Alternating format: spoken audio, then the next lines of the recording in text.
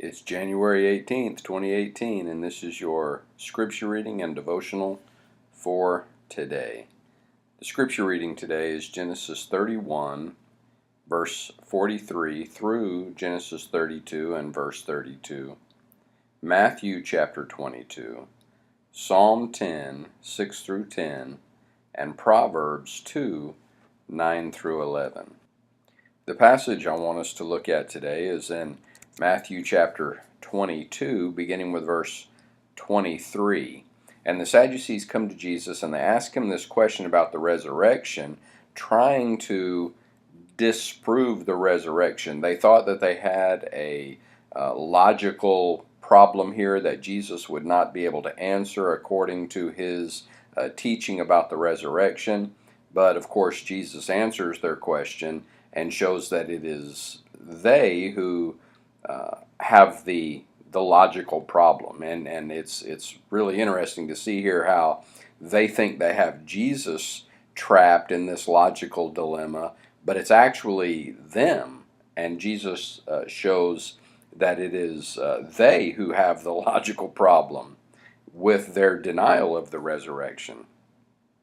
They refer to that Old Testament law that's referred to as the Levirate marriage. It's there in Deuteronomy 25, beginning verse 5, where it says, if brothers dwell together, and one of them dies and has no son, the widow of the dead man shall not be married to a stranger outside the family. Her husband's brother shall go in to her, take her as his wife, and perform the duty of a husband's brother to her. And that was referred to as the Levirate marriage, and the purpose of that was to preserve the inheritance amongst the tribes, to preserve the tribes in Israel, and the first offspring of that brother, or near kinsman as it was referred to, would actually be considered the son of the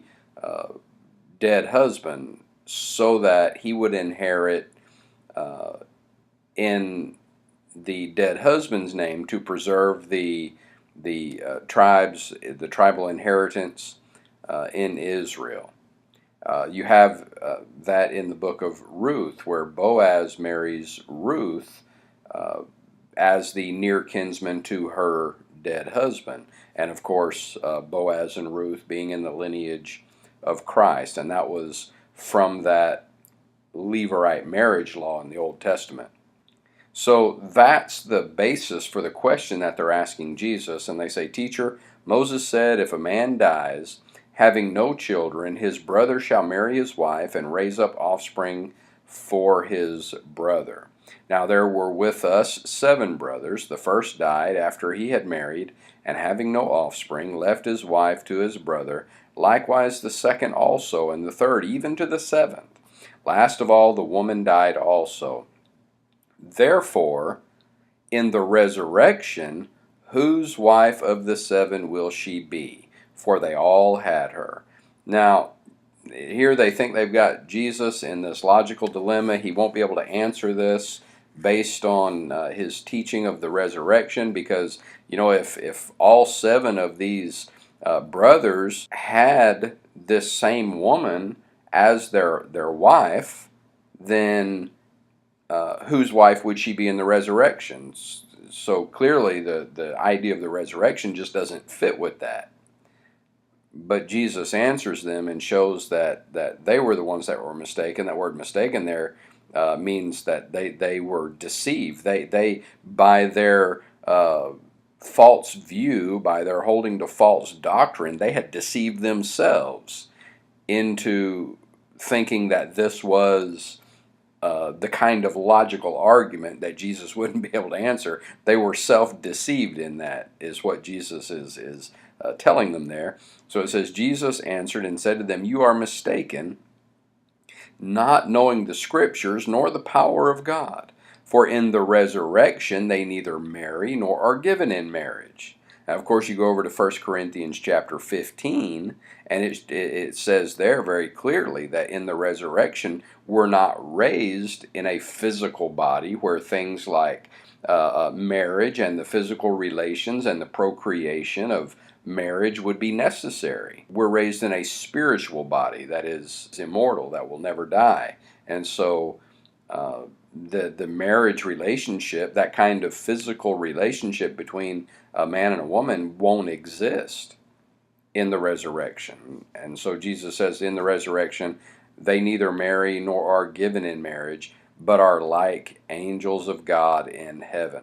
That's how you know that back in Genesis chapter 6, when it says that the sons of God married with the daughters of men, that it's not talking about angels marrying humans there and producing offspring with humans, and that's where the giants and the mighty men of renown came from that it talks about, because Jesus says right here that the angels don't marry, the angels don't have sexuality, or they don't have physical relations here.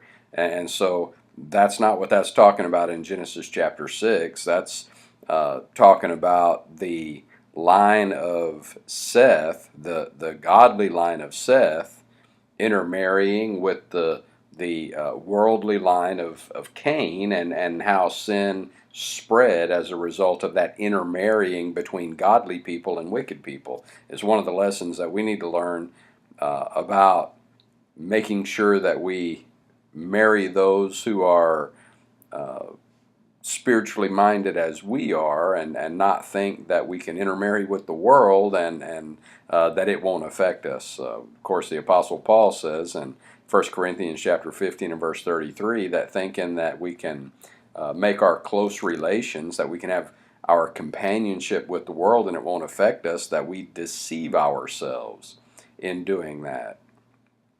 And so this is one of those places where you can look and see that angels don't intermarry with humans. That never has happened, and it can't happen, because angels don't have sexuality, and that's what he says there. In the resurrection, they neither marry nor are given in marriage, but are like angels of God in heaven. But concerning the resurrection of the dead, have you not read what was spoken to you by God, saying, I am the God of Abraham, the God of Isaac, and the God of Jacob? God is not the God of the dead, but of the living. So now Jesus has turned that same kind of logical argument that they were trying to trap him in back on them, because Baal was the god of the dead. And so if they denied the resurrection, then when they referred to God as the God of Abraham, the God of Isaac, and the God of Jacob, if there was no such thing as the resurrection, then they were calling God the God of the dead. But he's not the God of the dead. He's the God of the living. So Jesus shows here how we use the principle of necessary inference to ascertain biblical truth. That is, it doesn't state here, there's no explicit statement that Abraham, Isaac, and Jacob are still alive, but God is the God of Abraham, Isaac, and Jacob. And if God is the God of Abraham, Isaac, and Jacob, and he's the God of the living, well, then the necessary inference, the unavoidable conclusion that we have to come to from that, is that he's the God of the living. And therefore Abraham, Isaac, and Jacob are still living. Even though they're not living here in the flesh, they're still living, which means that there's going to be a resurrection. And when the multitudes heard this, they were astonished at his teaching. No matter how they tried to trap Jesus in his teaching, in this same context, we have other attempts that they made trying to trap Jesus in his teaching, and they were never able to trap Jesus in his teaching, because everything he taught was correct and right and made sense. It was logical. So they weren't going to be able to trap Jesus in some kind of logical problem with his teaching, because his teaching made sense. And they were the ones who ended up in the problem, in the logical dilemma, by their denying the truth of the resurrection. Thanks for watching, and remember, leave us your comments, your thoughts in the comment section below. We'd love to hear from you.